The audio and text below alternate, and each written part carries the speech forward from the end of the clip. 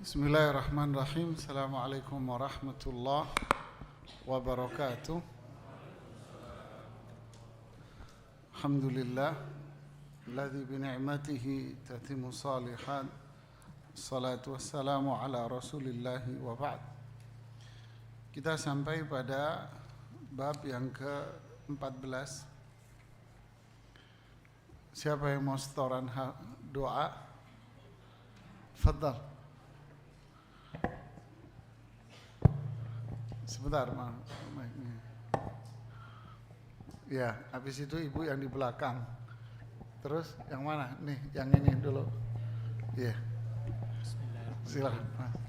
Allahumma inni abduk.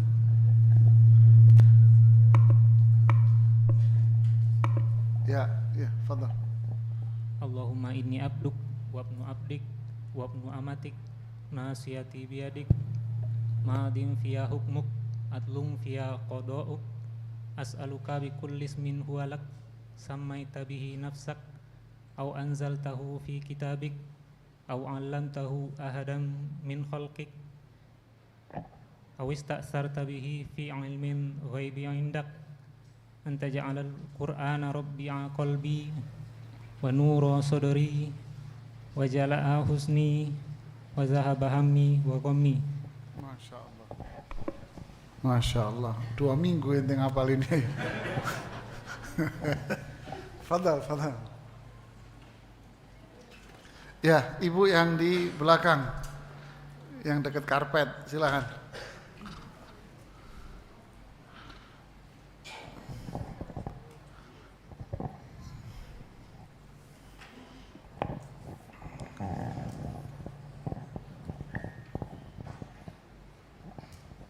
Bismillahirrahmanirrahim.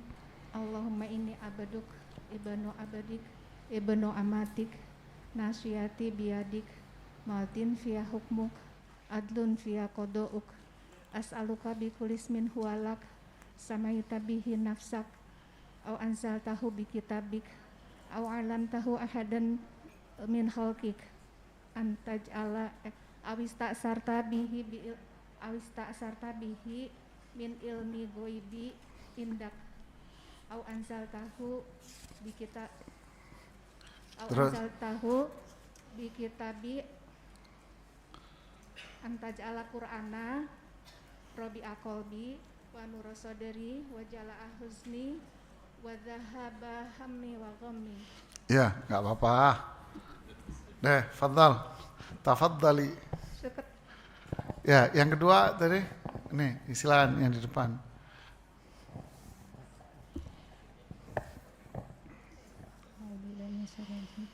Allahumma inni abduk ibnu abdik ibnu amatik nasihati biyadik madin fiya hukmuk adlun fiya qada'uk as'aluka bi kulli ismin huwalak samaita bihi nafsak au anzaltahu fi kitabik au alamtahu ahadan min khalqik awis tak sarta bihi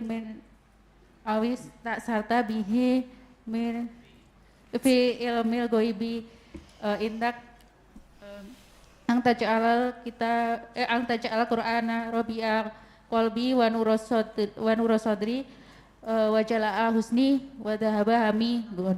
Masya Allah, lancar nih. Ya, tafadhal. Habis. Ya. Kita lanjutkan di bab yang ke-14.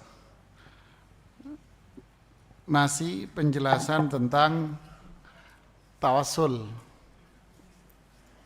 Ya. Tawassul dengan asma Allah. Asma artinya nama-nama. Nah, ini hari ini ada yang bacain, enak nih, saya nggak pegel. Fadhal. Bismillahirrahmanirrahim. Alhamdulillahirrahmanirrahim. Wassalatu wassalamu ala Rasulillah. Qala muallif, tawasul dengan asma Allah. Dalam lanjutan doa Rasulullah sallallahu alaihi wasallam sebelumnya disebutkan as'aluka bikul ismin huwalak samaita bihi nafsak aw anzaltahu fi kitabik aw 'allamtahu ahadan min khalqik awis ta'tharta bihi fi ilmil ghaibi 'indak. Aku memohon kepadamu dengan setiap namamu dan yang engkau namakan dirimu dengannya, atau yang engkau turunkan ia di dalam kitabmu, atau yang engkau ajarkan ia kepada seseorang dari makhlukmu, atau yang hanya engkau ketahui sendiri. Ungkapan ini merupakan bentuk tawasul kepada Allah dengan semua asmanya, baik nama yang diketahui atau yang tidak diketahui hamba. Dan inilah wasilah atau perantara yang paling dicintainya, karena nama-nama Allah merupakan perantara yang menyiratkan sifat-sifat dan perbuatannya. Ya. Apa yang dimaksud dengan tawasul?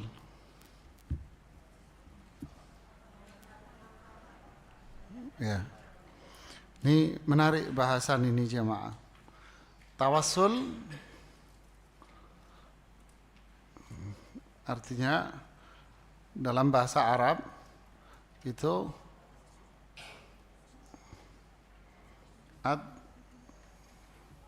nih tulisannya tawassul. Artinya taqarrub, usaha untuk dekat atau mendekatkan. Ini mendekatkan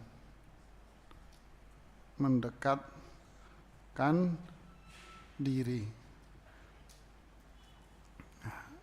mendekatkan diri dengan, mendekatkan diri dengan, berarti tawassul ini menjadikan sesuatu, berarti ini maknanya adalah apa?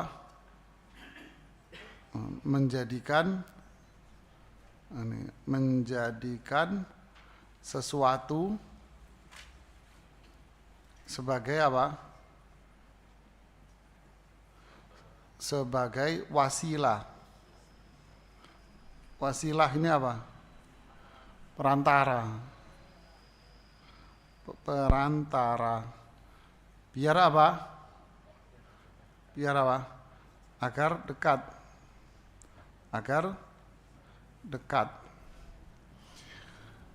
Gambarannya begini, seorang hamba,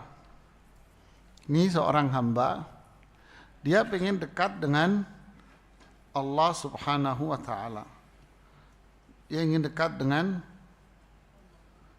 dekat dengan Allah. Lalu di sini dia menggunakan sebuah wasilah, ya. Dia pakai wasilah di sini.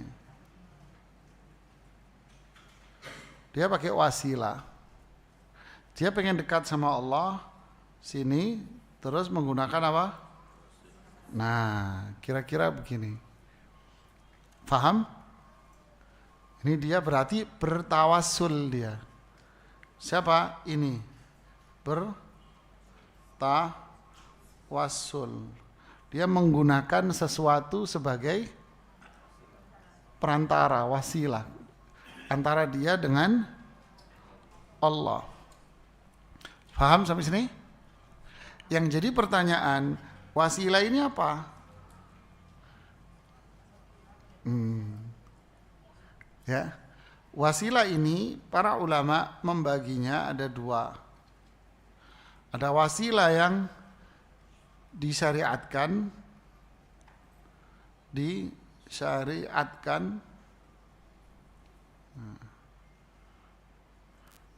wasilah yang disyariatkan ini adalah pertama dengan apa? Dengan nama-nama Allah. Dua, dengan apa? Dengan iman dan amal soleh yang bersangkutan. Nih, yang bersangkutan. Oke? Paham? Amal soleh yang doa nih, yang minta nih. Jadi ini kan berkaitannya dengan apa? Dengan doa kan? Ya. Yang ketiga, dengan apa? Doa orang soleh. orang soleh yang hidup. Jadi datang ke si fulan, doain saya ya Pak, gitu. Doain ya. Hamba ini bertawasul lewat perantara sini, dia ke sini. Tawasul dia ini apa bentuknya? Qayyum. Makanya alidzu bidzal jalali wal ikram. Jadi, berdoalah dengan sering membaca ya dzal jalali wal ikram. Ya Allah, saya sudah begini, saya sudah ini, saya sudah ini. Maka baru dia minta. Ini namanya pakai wasilah. Atau wasilahnya kepada orang yang masih hidup, pada orang yang soleh, doain. Ibunya, ayahnya, orang soleh, siapa yang dinilai soleh, doain saya ya. Biar jadi orang. Ya.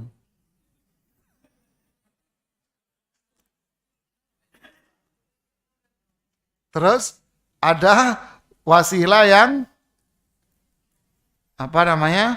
Wasilah yang bid'ah. Bid'ah bahkan dia bisa syirik.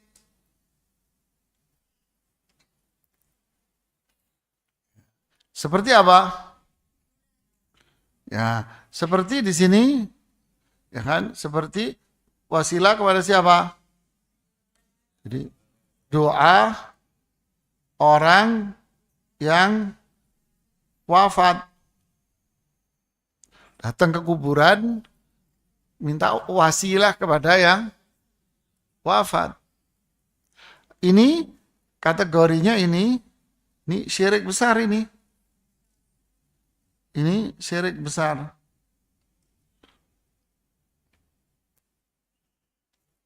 Ya. Atau di sini wasilah kepada Rasulullah. Bijahi Rasulillah. Ya. Ini termasuk apa? Perbuatan syirik. Jadi yang perlu kita perhatikan di sini adalah wasilah yang apa? Ini yang syar'i ini. Nah, ini yang syar'i. Jadi hati-hati yang bid'ah. Nah, inilah wasilah yang syar'i. Inilah yang disebut oleh Rasulullah SAW dan para ulama dengan apa? Inilah kiat doa. Doa apa? Doa ini mustajab. Ini doa mustajab.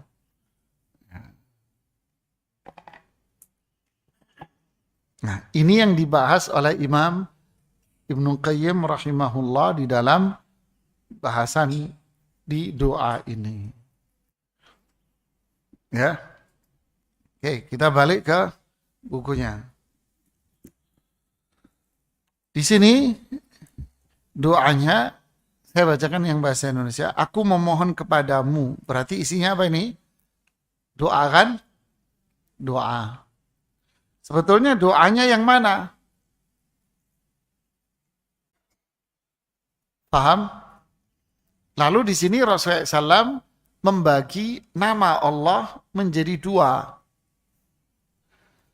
Yang engkau namakan dirimu dengannya, artinya Asmaul Husna ini apa? Nama-nama yang Allah namai dirinya dengan itu. Itu namanya Asmaul Husna. Nama-nama yang Allah namai dengan itu dirinya. Faham, Ibu?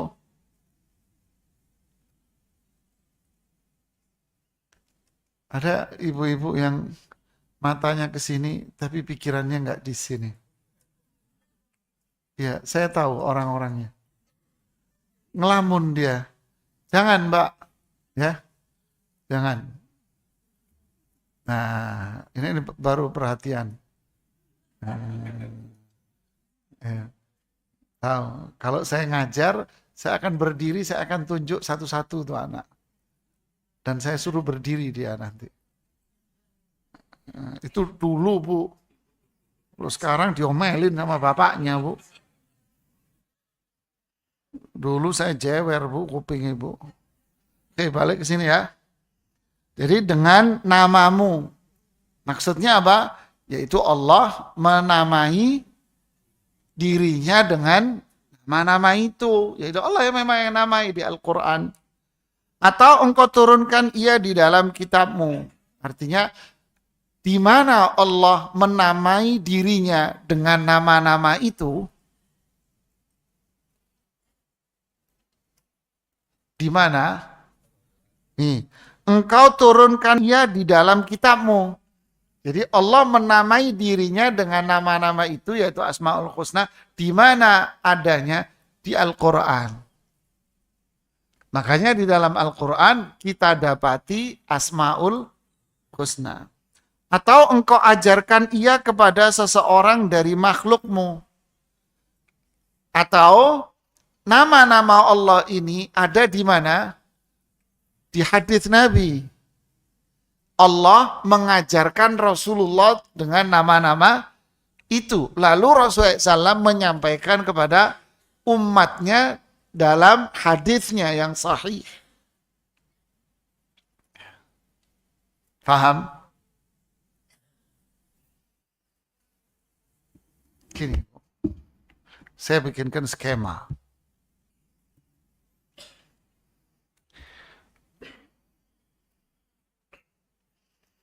Ada namanya apa? Al-Asma. Al-Asma. Al-Husna.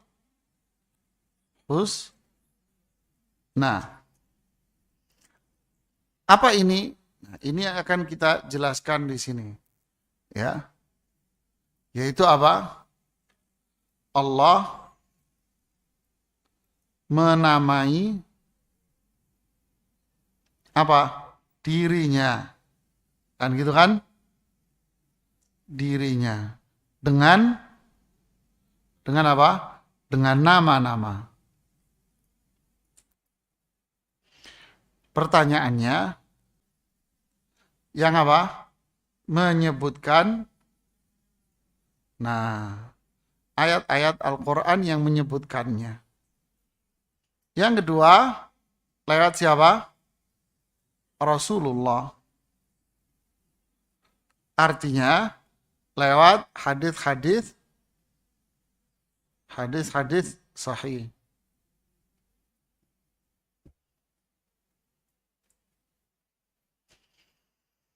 Paham? Paham sekarang? Berarti keduanya ini berarti inilah apa? Inilah nama-nama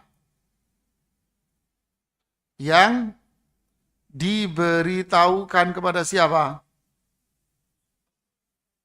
Diberitahukan kepada hambanya. Kepada hamba Allah.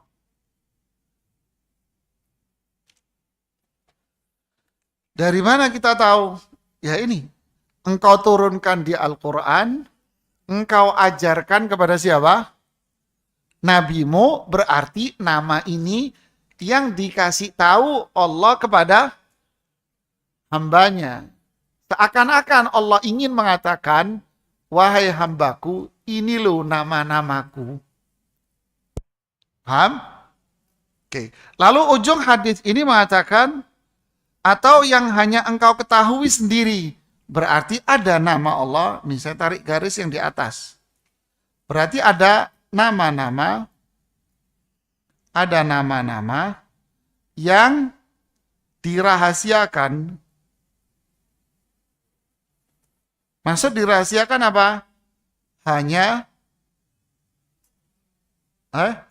Allah yang tahu. Berarti hambanya nggak tahu.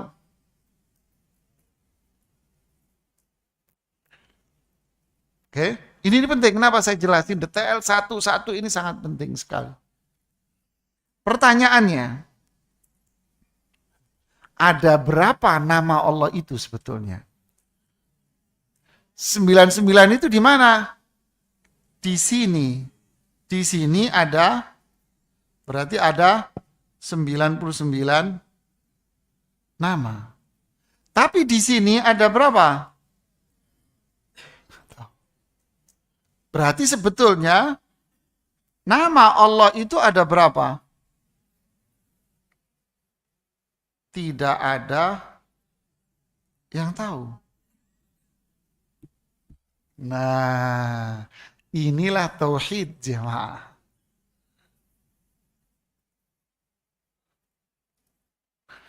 Mudeng apa ora mudeng?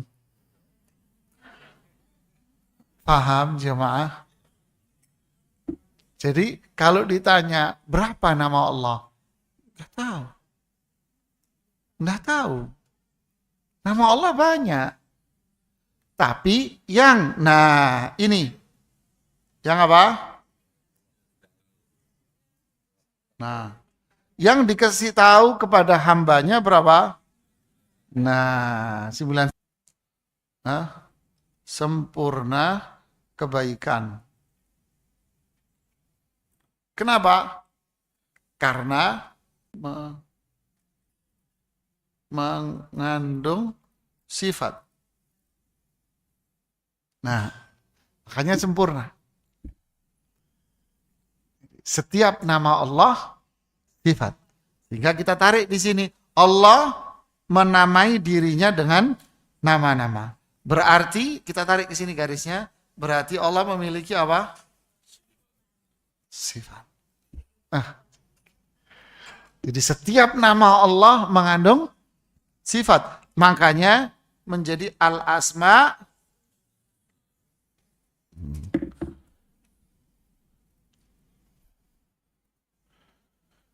Gampang faham jemaah? Inilah akidah ulama ahlu sunnah wal jamaah. Karena ada kelompok yang lain mengatakan, enggak, Allah enggak punya nama. Ada lagi yang mengatakan, Allah punya nama, tapi nama tanpa sifat. Tambah bingung Anda. Ada yang mengatakan, enggak, Allah punya nama, ada sifat, tapi sebagian. Yang sisanya enggak ada, dibuang. Ini semua menghina Allah. Ini suudzon, prasangka buruk sama Allah. Nanti akan dijelaskan sama beliau. Jadi kembali ke tawasul. Jadi bertawasul, hamba tadi bertawasul, ya, bertawasul sama Allah. Mendekatkan diri sama Allah lewat wasilah. Wasilahnya apa? Nah, wasilahnya nama-namanya ini tadi ini. Ini kan wasilahnya kan? Ini wasilahnya. Ini wasilahnya. Yang syar'i yaitu nama-nama Allah. Artinya kalau doa pakai nama Allah ya dikabulkanlah. Karena inilah kesempurnaan Allah. Jadi setiap nama pasti memiliki sifat. Makanya disebut Al-Husna. Ya, alhamdulillah. Terus, fadal dilanjutkan bacaannya. Qala mu'allif rahimahullah ta'ala, Rasulullah sallallahu alaihi wasallam lalu berdoa, anta ja'alal qur'ana rabi'a qalbi wa nura sadri wa jala'a huzni wa dhahaba hammi wa ghammi. Kiranya engkau jadikan Al-Quran sebagai penyejuk hatiku, cahaya dadaku, pelipur laraku, serta pengusir kecemasan dan keresahanku. Kata Ar-Rabi' berarti hujan yang menghidupkan atau menyuburkan bumi. Allah mengibaratkan Al-Quran seperti hujan karena ia dapat menghidupkan hati. Allah Subhanahu wa Ta'ala juga menjadikan Al-Quran seperti cahaya. Kemudian dipadukanlah antara air yang memberikan kehidupan itu dengan cahaya yang memancarkan sinar. Sebagaimana termaktub di dalam firman-Nya, A'udzubillahi minasyaitonir. Paham? Jadi di sini ada kata Rabi', ada kata apa? Cahaya. Ya, kita bicara Al-Quran sekarang. Di sini ada Al-Quran.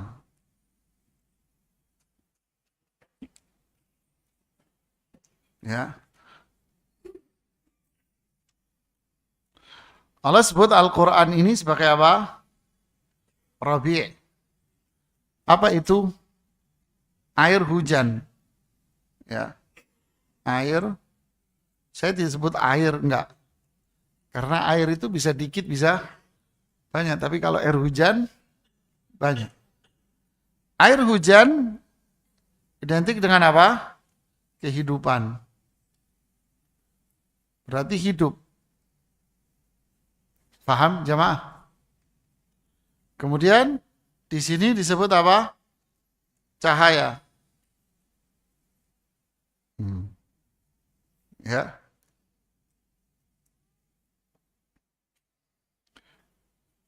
Ini cahaya. Berarti jika seorang hamba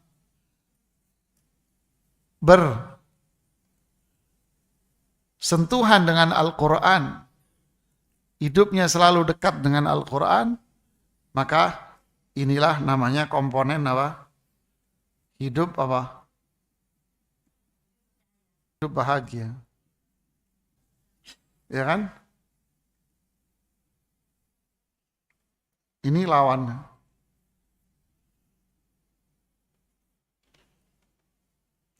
Allahu waliyul ladzina amanu.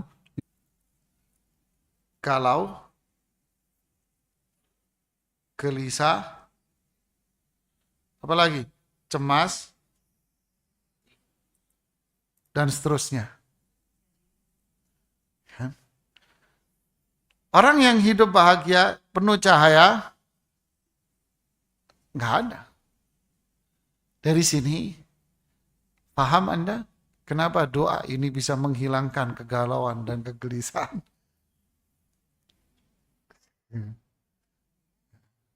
Luar biasa ini.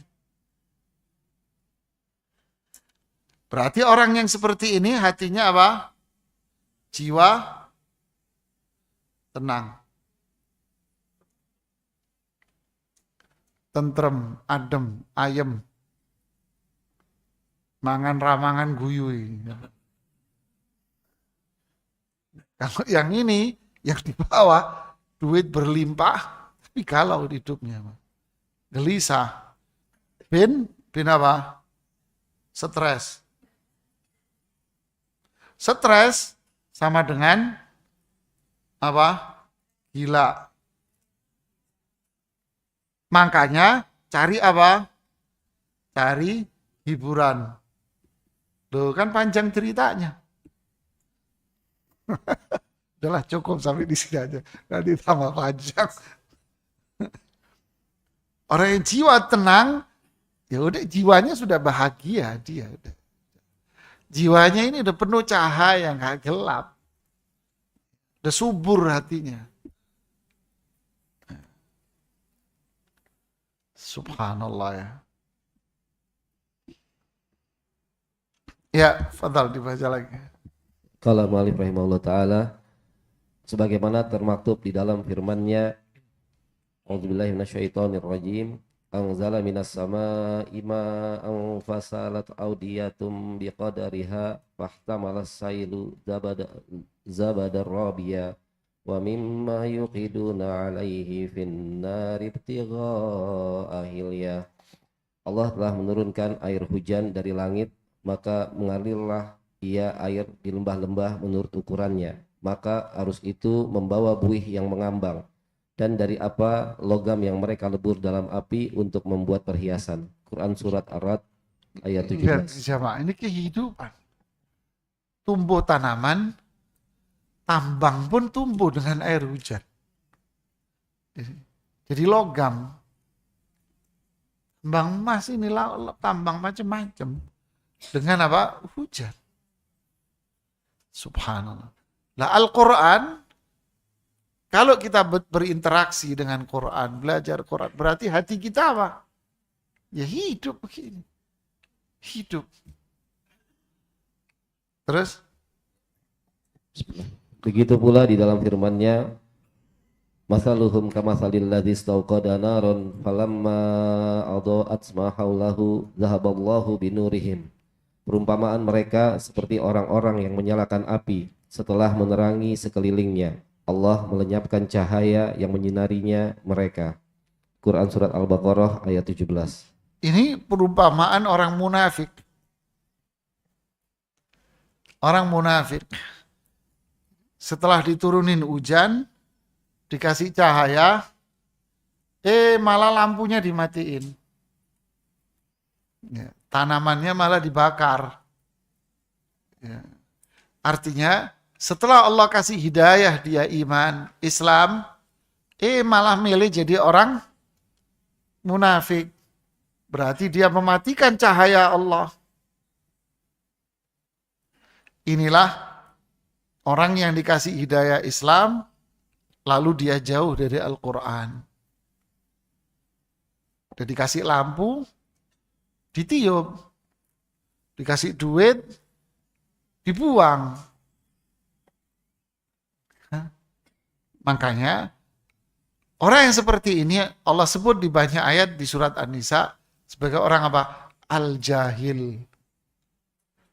Apa jahil? Bego. Terus Setelah itu Allah Subhanahu wa taala berfirman, au qasayyibim minas sama, atau seperti orang yang ditimpa hujan lebat dari langit. Quran surat Al-Baqarah ayat 19.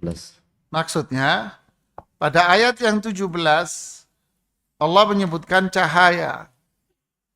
Kemudian pada ayat yang 19 Allah sebutkan apa? Hujan. Begitulah perumpamaan Al-Quran. Mereka yang mempelajarinya, maka di hati dia itu akan ada hujan dan cahaya. Tapi yang a'rada an dzikri, siapa yang berpaling dari Al-Quran, fa inna lahu ma'isyatan dongka, di surat Toha itu. Maka hidupnya sempit. Kenapa sempit? Gersang dan gelap. Makanya stres. Na'udzubillah. Terus? Dan ketika Allah Subhanahu wa taala menegaskan Allahu nurus samawati wal ard mathalu nurih. Allah pemberi cahaya kepada langit dan bumi, perumpamaan cahayanya. Quran surat An-Nur ayat 35. Allahu Akbar. Lihat ya. Allah nur. Allah yang ngasih cahaya. Terus? Maka dia Subhanahu wa taala pun berfirman, alam taro annallaha yusji sahaban summa yu'allifu bainahu. Tidakkah engkau melihat bahwa Allah menjadikan awan bergerak perlahan, kemudian mengumpulkannya. Quran surat An-Nur ayat 43. Dengan demikian, Siapa Rasulullah SAW itu? Sosok yang maksum, bersih dari dosa. Itu pun masih membaca doa ini. Kita jauh. Kepedean kita ini jauh. Tidak berinteraksi dengan Quran, tidak berzikir, tidak doa. Subhanallah. Jadi cahaya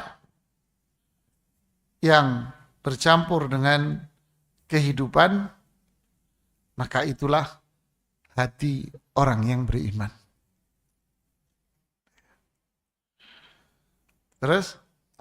tentang hal itu Allah Subhanahu wa taala berfirman, awaman kana maitan fa ahyaynahu wa ja'alna lahu nuran yamshi bihi fin nasi kaman mathaluhu fil dhulumati laisa bi kharijin minha.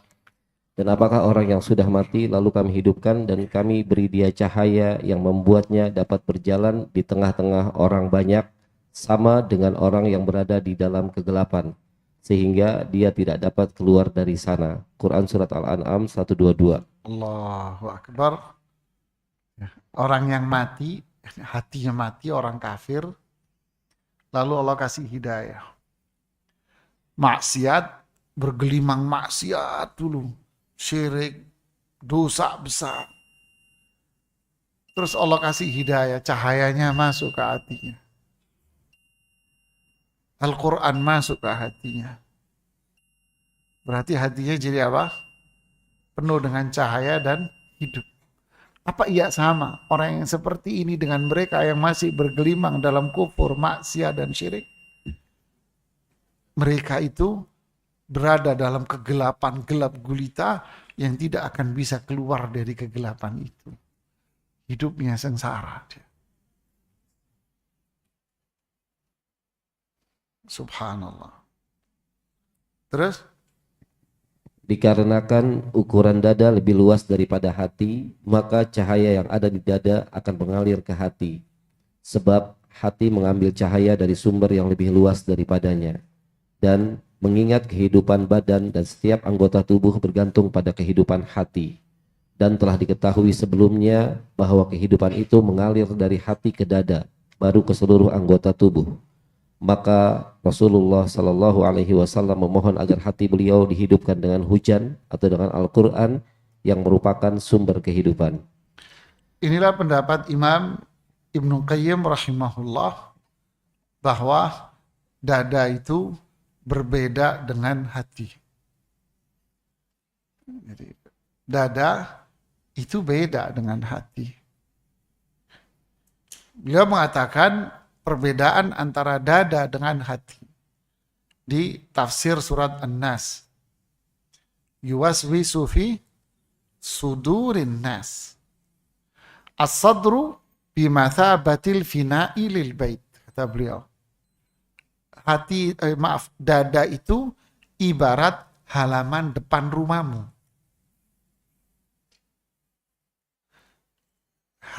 Dada itu ibarat halaman depan rumahmu. Jadi kalau yuwaswis, setan itu membisiki suara yang pelan. Di mana? Dada, yaitu di teras rumahmu. Yang ada di dalam rumah apa? Hati itu. Berarti mana yang lebih luas? Terasnya, dadanya. Jadi setan itu nggak bisa masuk ke dalam hati. Dia akan masuknya ke teras. Lalu Ibnu Qayyim mengatakan, loh, yang bukain pintu biar setan masuk ke hati siapa? Anda. Kita.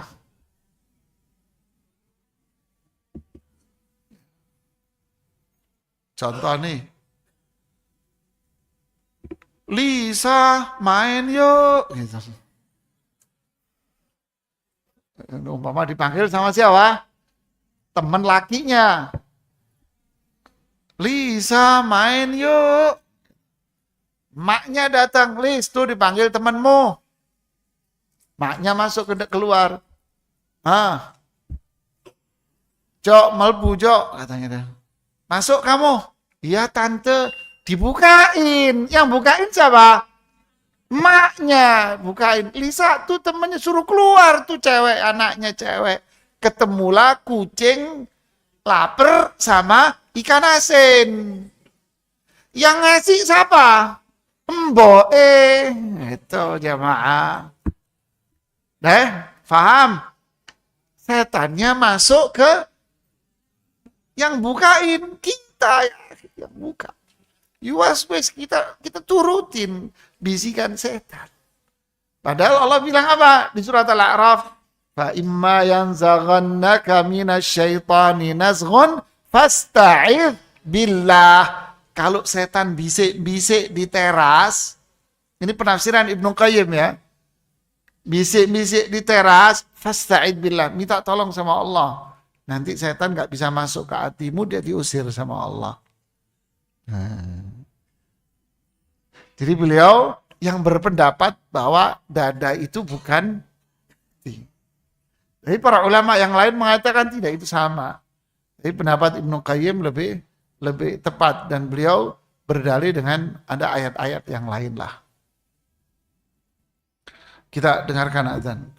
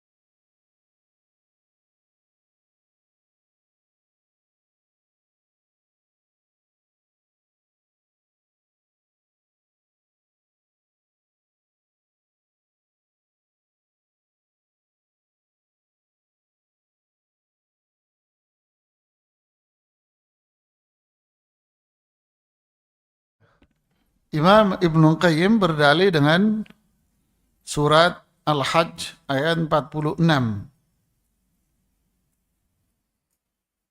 Surat Al-Hajj ayat 46 bahwa dada itu lebih luas daripada apa?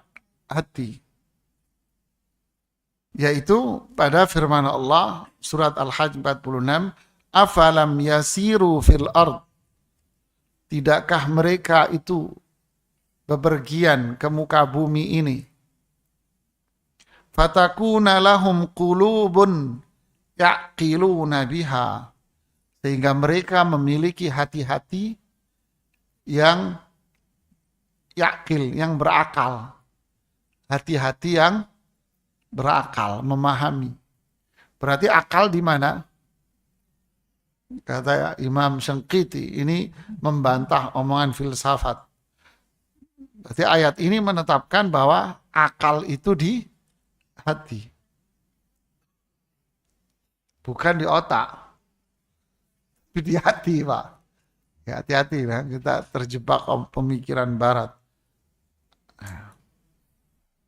Au adhanun yasma'una biha. Atau mereka memiliki azan, telinga-telinga yang dapat mendengar dengannya. Berarti pendengaran itu di mana? Telinga. Akal itu di hati. Fa innaha la ta'mal absar. Bukan mata-mata ini yang buta. Walakin ta'mal al-qulubul lati fis sudur. Tapi yang buta adalah hati-hati yang ada di dada-dada. Hati yang ada di dada. Berarti hati lebih kecil daripada dada. Jadi matanya sih melek. Tapi yang buta itu hatinya. Dan orang kalau sudah hatinya buta, sebabnya karena jauh dari Al-Quran, berarti dia tidak bisa berpikir.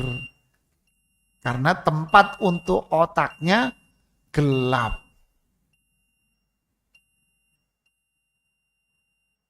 Makanya Allah bilang, Innal ladzina kafaru min ahlil kitabi wal musyrikina fi nari jahannam ulaika hum apa? Syarrul Loh, karena hatinya mati. Sehingga akalnya itu tidak bisa. Loh, tapi kenyataannya mereka kok pintar-pintar. Dalam hal apa? Dia tidak bisa membedakan antara yang hak dengan yang batil ini. Dia nggak bisa. Melihat baik itu nggak bisa. Yang baik itu nggak bisa dilihat. Coba bayangin orang maksiat ya. Ada air putih milih khomer. Kan? Ada vitamin milih narkoba. Ada istrinya baru dinikah setahun, 2 tahun, 3 tahun. Milih teman karyawannya di kantor. Kan bego ben bodoh ini kanan. Atau orang Betawi apa yang lebih kasar itu bahasa Betawi apa? Bukan PA kata. Coba lihat ini akhi, ada istrinya. Dia punya istri, baru nikah. Lu kok milik?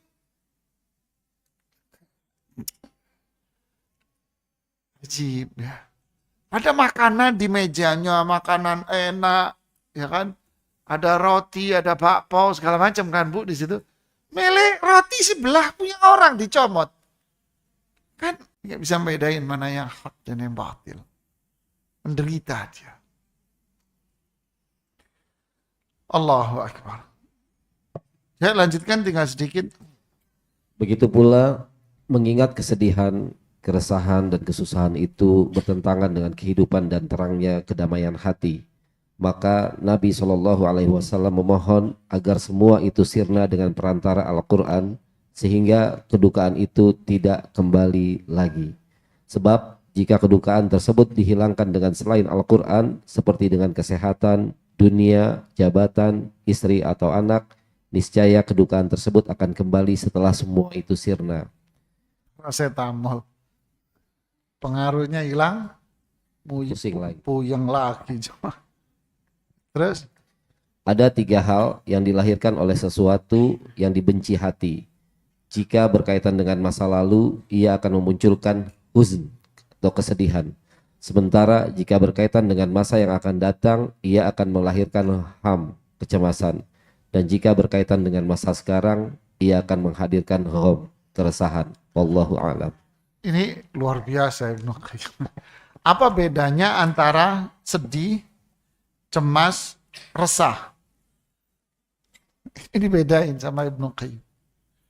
Kalau sedih, itu berkaitan dengan masa lalu. Kalau cemas, berkaitan dengan nanti. Cemas. Ya. Jika berkaitan dengan masa yang akan datang, nanti cemas dia. Anak Anda cemas. Kenapa kamu? Ya besok ada ujian wawancara. Cemas dia. Besok ada ujian. Ya. Suami Anda di rumah cemas. Begitu Bu, cemas. Bu nanya, kenapa cemas?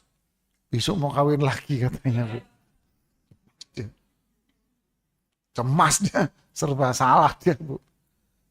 Contoh. Resah berkaitan dengan apa? Sekarang. Subhanallah. Kenapa? Itu tadi hatinya gersang, gelap. Tapi ketika hatinya terang, Ibnu Qayyim di Madarijus Salikin mengatakan obat penghilang kesel dan jengkel ketika ada orang jahat sama Anda. Jadi kalau ada orang jahat, bikin kita apa? Sedih kan? Nah ini huzn, sedih. Apa sih fulan? Dan melahirkan resah. Dia resah. Sekarang ada orang jahat. Obatnya apa kata Ibnu Qayyim? Beliau menyebutkan di situ ada 10. Ya, saya sebutkan yang pertama aja. Yang pertama apa? Sadarilah. Itulah takdir yang Allah tentukan pada Anda di hari ini. Ya kelar sebetulnya. Dan orang yang beriman yakin memang oh iya udah terjadi. Ya kan kemarin kan? Oh iya udah terjadi sudah. Ya sudah ini takdir saya. Kemudian dia yakin takdir ini perbuatan Allah. Ya kan? Perbuatan Allah adalah sifat Allah. Dan semuanya itu apa? Husna. Baik, indah. Berarti takdir Allah baik dan indah buat saya. Sudah dimaki orang, dicela orang, dia akan tetap senyum coba. Yang dilihat indahnya mawar yang lagi merekah. Dia melupakan tajamnya duri yang ada di bawahnya. Masya Allah. Romantis ya.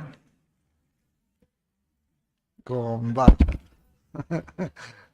Jadi, ya, itu yang bisa kita sampaikan. Nanti kita lanjutkan di bab yang ke-15. Di sini balik lagi beliau bicara tentang takdir.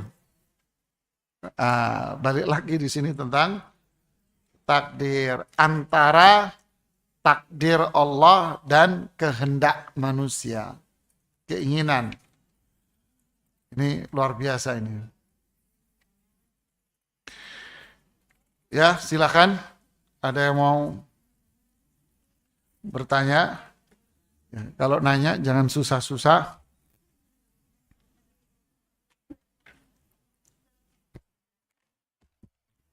Silakan, Bu. Waalaikumsalam warahmatullahi.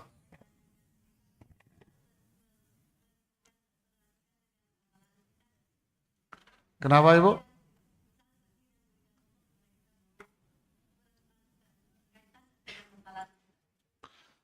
Apakah takdir itu berkaitan dengan masa lalu? Jika apa yang menimpa kita itu buruk menurut kita, maka itu pasti berkaitan dengan apa? Dosa kita. Ma asaba min musibatin illa bima kasabat aydikum. Tidaklah musibah itu menimpa melainkan buah dari apa? Dari perbuatan kita. Zaharal fasadu fil barri wal bahri bima kasabat aydin nas. Kerusakan di bumi ini terjadi. Kenapa?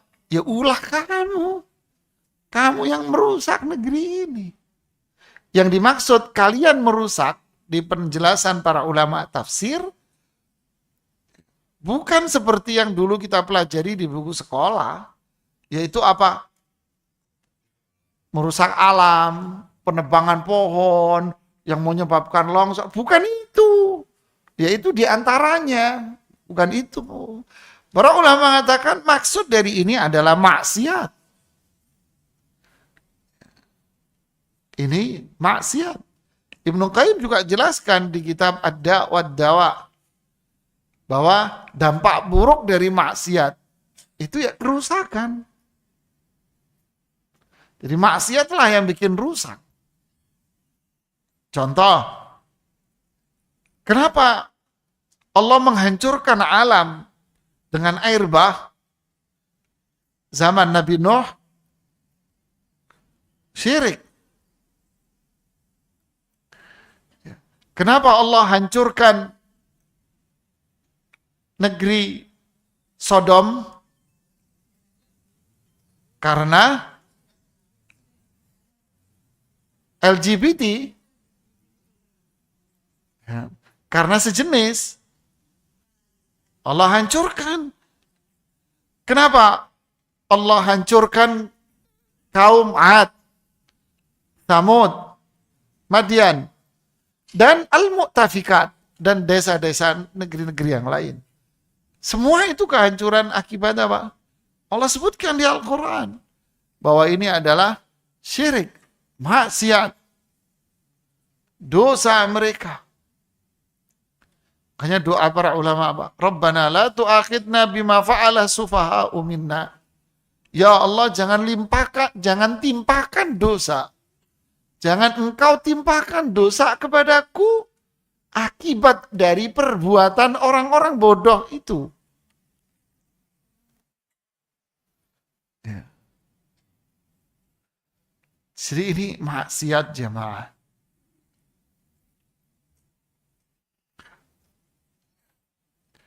Jadi apa? Teguran kita suruh taubat sama Allah. Ya, ya Ibu silakan. Sebentar. Ya, Assalamualaikum Ustadz. Waalaikumsalam warahmatullahi. Salah satu wasilah yang disebutkan ini adalah dengan doa orang-orang yang soleh yang masih hidup. Apakah kita bisa dengan contoh mengumpulkan orang-orang untuk mendoakan suatu hajat kita, atau gimana ini maksudnya Ustadz? Ya, minta doa kepada orang soleh. Ya, Anda ketemu si fulan, si fulana yang Anda tahu bahwa dia adalah orang soleh, bertauhid, tidak syirik, ibadahnya sesuai dengan tuntunan Rasulullah SAW. Doain dong anak saya mau nikah besok. Doain anak saya mau daftar kuliah. Doain anak saya mau lahiran, umpamanya. Ya. Tapi kalau mengumpulkan masyarakat warga sekitar untuk berdoa rame-rame, beda apa? Tidak ada tuntunannya. Tidak pernah itu para sahabat ngumpulin sahabat-sahabat di satu tempat untuk doa bareng-bareng, tidak ada. Para tabi'in ngumpulin sahabat untuk berdoa rame-rame, tidak ada. Kalau ketemu minta doa. Seperti orang Kufah mencari sahabat, lalu ketemulah Abdullah bin Umar. Sahabat orang tabi'in cari sahabat, ketemulah Ibnu Mas'ud, ketemulah Ibnu Abbas, ketemulah Abu Musa al-Asy'ari. Nah, ini kan kisah-kisah tentang mereka yang wafat belakangan dari kalangan sahabat. Ketemu minta doa. Ketemu Sa'ad bin Abi Waqqas. Wahai Sa'ad, bukankah engkau yang doanya mustajab? Doakanlah kami. Ya, begitulah. Ya, bukan ngumpulin orang sekampung terus masing-masing bawa air, terus airnya dibuka. Nah, wes angel jamaah. Buat mainan akhirnya agama. Silakan yang di belakangnya. Ya Bu. Ya.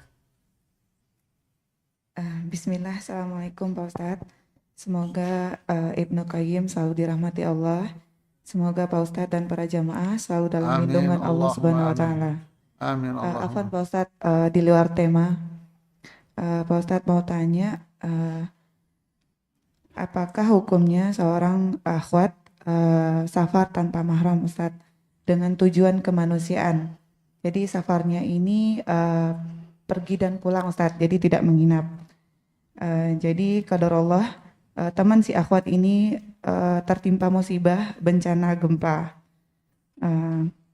Terus si akhwat ini tergerak hatinya untuk terjun langsung ke lapangan, menyerahkan bantuan dari para donatur. Dan qadarullah, alhamdulillah si akhwat ini sudah dapat izin dari suaminya.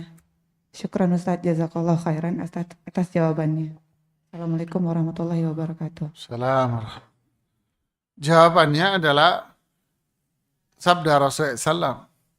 La tusafilul mar'atu illa wa ma'aha dhi mahram. Tidak boleh perempuan safar tanpa mahram.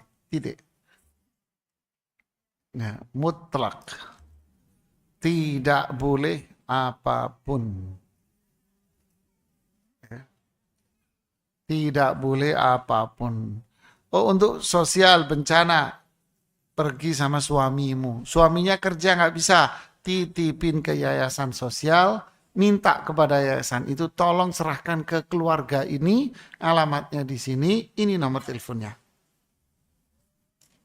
Ya, titipin ke orang yang bisa dipercaya. Kecuali pernah nanya ke Ana, seorang perempuan ditinggal wafat suaminya. Sedangkan dia di Jakarta sematawayang. Keluarga tak ada, kakak nggak ada, adik nggak ada, sepupu nggak ada, paman nggak ada siapa-siapa di sini, nggak ada keluarga.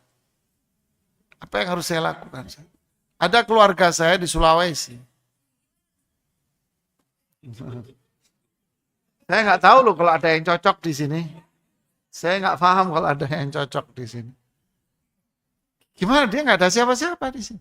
Ya di sini ada teman-teman biasa. Boleh nggak dia pulang ke Makassar sendirian?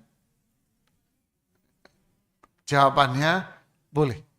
Dia nggak ada siapa-siapa. Saya bilang sama si penanya waktu itu, minta tolong ayahmu suruh jemput. Nggak mungkin. Ayah saya sudah sangat tua, Ustaz. Minta tolong saudaramu jemput. Saya nggak punya saudara. Angel jamaah. Saya punya saudara perempuan juga. Jadi tidak ada mahram. Gimana Ustaz? Ya udah beli tiket deh besok deh sana pulang deh. Boleh Ustaz ya? Alhamdulillah senang dia. Tapi kalau Anda masih punya mahram, suruh jemput mahram Anda. Suruh jemput. Kalau nggak mau, beliin tiket. Itu nggak mau karena dia nggak mau ngeluarin duit, Bu. Beliin tiket. Bang, gua beliin tiket, nih tiketnya. Tiket Garuda lagi tak beliin kau. Jemput saya.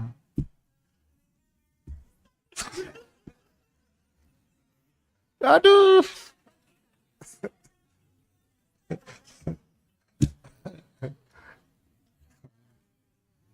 Kalau nggak punya duit, duitnya mepet cukup buat dia sendiri. Sedangkan dia di Jakarta sematawayang nggak bisa gerak. Ya Allah, bismillah pulang deh Bu. Darurat namanya. Sedangkan kesendirian dia di tempat yang nggak ada saudara, itu tidak akan baik buat dia. Makanya kalau punya saudara, disayang-sayang. Jangan diajak berantem. Ada pertanyaan di sini, tetangga Anda 9,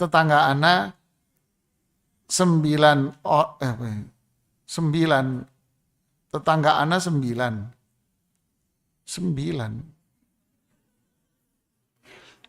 9 orang. Oh, 9 orang mau berangkat umroh dan mengundang walimah safar yang diadakan di musola. Apakah ana dan suami boleh menghadiri sekedar menjalin ukhuwah Islamiyah tanpa harus mengikuti acara doa bersama dan tausiahnya? Kita di Dewan Fatwa dulu pernah membahas jenis-jenis syukuran. Seingat saya dulu disajikan para ulama menyebutkan ada 12 macam syukuran. Tapi yang dimaksud di sini apa? Mengundang orang sekitar lalu makan-makan. Minta didoain keselamatan. Boleh? Boleh. Tapi kalau hanya sebatas itu. Tapi kalau untuk di dalamnya ada plus-plus, yasinan, terus membaca maulid, ya, terus doa bersama-sama, lah ininya yang bikin bid'ah akhirnya. Tapi kalau datang, makan-makan, perbaikan gizi, terus kita doain si fulan ini, ya enggak apa-apa. Enggak ada masalah. Wallahu a'lam bishawab. Ada yang nanya di sini? Ada. Assalamualaikum warahmatullahi wabarakatuh. Ya, silakan. Amin.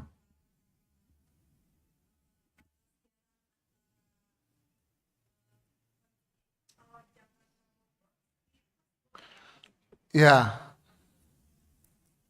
Safar tanpa mahram. Bahasan tentang kategori safar itu di mana?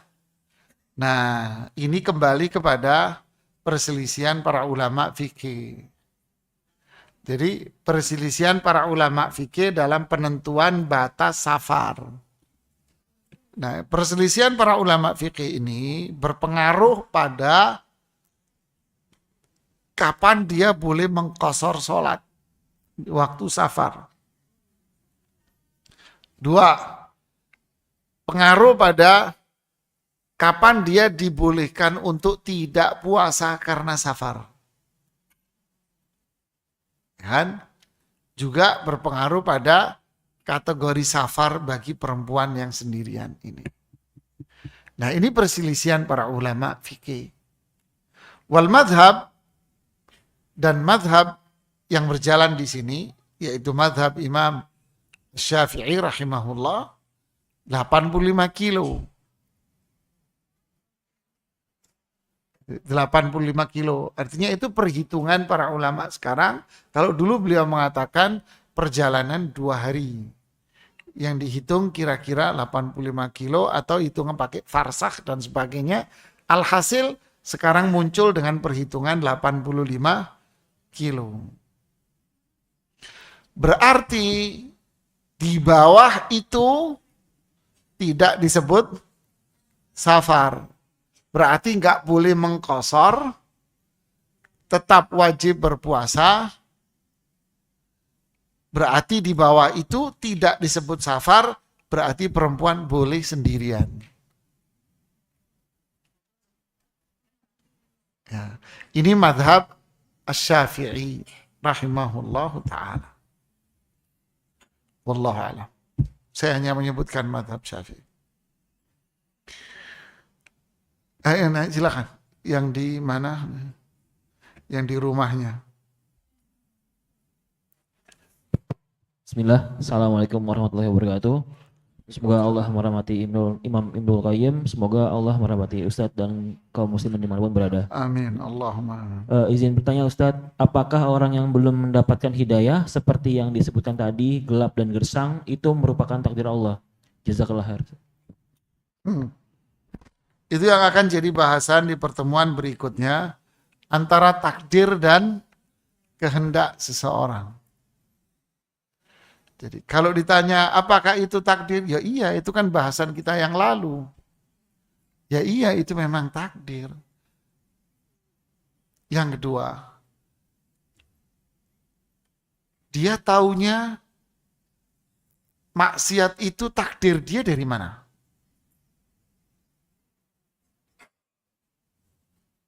Coba pikirin. Tiba-tiba setelah dia kecemplung got, baru ngomong takdir gue ini. Tapi sebelumnya dia sudah berusaha untuk maksiat. Loh, Anda taunya ini takdir kamu dari mana? Yang kita tahu adalah ini haram secara hukum. Yang kita tahu kita tidak boleh menerjang yang haram. Kita tidak boleh mengerjakan ini. Ini yang kita tahu. Paham? Kita wajib menghindari ini. Ini yang kita tahu. Ini yang harus kita kerjakan. Inilah orang Islam. Jangan Anda, ini haram. Masa bodoh. Diterjang, berbuat maksiat. Setelah Anda kepepet ditegur orang, Anda ini maksiat melulu. Takdir, Mas. Oh, gue tempeleng lo ya. Terus kemarin, emang astagfirullahaladzim. Ya, jangan berdalih kemaksiatan, kejahatan yang Anda lakukan, terus Anda berdalih dengan Allah. Loh, ini namanya kurang ajar, Mas. Loh, Anda yang menerjang kok Anda nyalahkan sama Allah. Kita ini nggak tahu takdir kita ini apa. Yang kita tahu adalah hukum syar'i. Yang kita tahu hukum ini, ketentuan Allah ini yang kita tahu. Tidak boleh kita berdalih takdir atas maksiat yang kita, jangan, bahaya ini.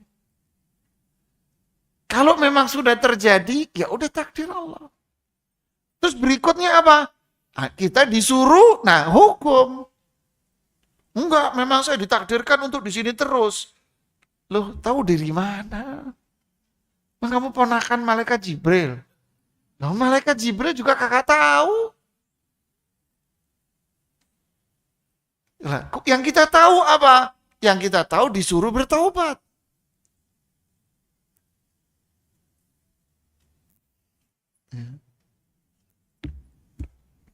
Urusan maksiat bicara takdir, urusan duitnya hilang ngamuk. Setan ini yang bisikin jamaah. Coba duitnya hilang. Wah, ngamuk. Mas takdirnya, takdir enak aja lu. Ngamuk dia. Ngamuk dia, Mas, kalau duitnya hilang kamu bilang takdir. Ditempeleng orang. Diajak perang, takdir, Mas. Enggak bisa, enak aja gue ditempeleng takdir. Syaitan jemaah. Ingin merusak apa? Merusak iman. Ta'udzubillah. Ya. Fadal. Assalamualaikum warahmatullahi. Apa? Terima kasih Ustaz. Mau nanya tentang judul buku. Soalnya di sini di buku ini tertulis di halaman pertama itu menyelami samudra hikmah dan lautan ilmu menggapai puncak ketajaman batin menuju Allah. Maksudnya dengan mempelajari fawaid ini Ustaz akan menuju ketajaman batin atau gimana Ustaz? Maksud dari penulis ini maksudnya apa itu? Ini kan ada catatan kecilnya ini. Ya. Terima kasih Ustaz. Ini sudah kita jelaskan di awal kajian bahwa buku ini sebetulnya rangkuman yang dibuat oleh Syekh Ali bin Hasan Al-Halabi. Beliau merangkum dari kitab asli Ibnu Qayyim namanya Al-Fawaid. Al-Fawaid itu adalah kumpulan dari catatan Ibnu Qayyim. Jadi ada sesuatu yang terbersit di benak beliau, dicatat, taruh. dicatat, ditaruh. Nah, catatan-catatan ini faedah-faedah dikumpulin. Artinya faedah ini tidak sistematika. Nah, dikumpulinlah sama Syekh Ali rahimahullahu ta'ala, diurutin sesuai dengan sistematikanya. Disusun dari pembahasan tentang tauhid dulu, habis itu beliau masuk tentang Al-Quran, dan seterusnya. Makanya beliau mengatakan menyelami faedah-faedah dari catatan-catatan Ibnu Qayyim. Jadi intinya itu. Makanya beliau ini, Syekh Ali rahimahullah, ketika ngumpul sama dai-dai se-Indonesia, beliau selalu bilang, kalian itu harusnya mempunyai catatan-catatan. Kalau ada sesuatu faedah yang kalian lihat, yang kalian baca, faedah itu kalian catat. Saya pribadi selalu membawa kertas di kantong saya, kata Syekh Ali. Dan Anda kalau pengen tahu catatan saya, sekardus gede di perpustakaan saya. Kumpulan dari kertas-kertas ini, kata ini. Yang Syekh Ali rahimahullah wafat karena kena COVID kemarin kan. Nah itulah inti ini. Syekh Ali sering kemari ke Indonesia. Yang tinggi, besar, suka ngisi tabligh akbar di Istiqlal dulu. Ya, suka ngisi Istiqlal kan Syekh Ali, kemudian Syekh Abdul Razak, ya, Badar. Syekh Ali kena COVID dan beliau meninggal. Rahimahullah wa rahmah wasi'ah. Nah, itulah inti dari buku ini. Ya, kita cukupkan sampai di sini. Subhanakallahumma bihamdik, asyhadu an la ilaha illa anta, astaghfiruka wa atubu ilaik. Assalamualaikum warahmatullahi wabarakatuh.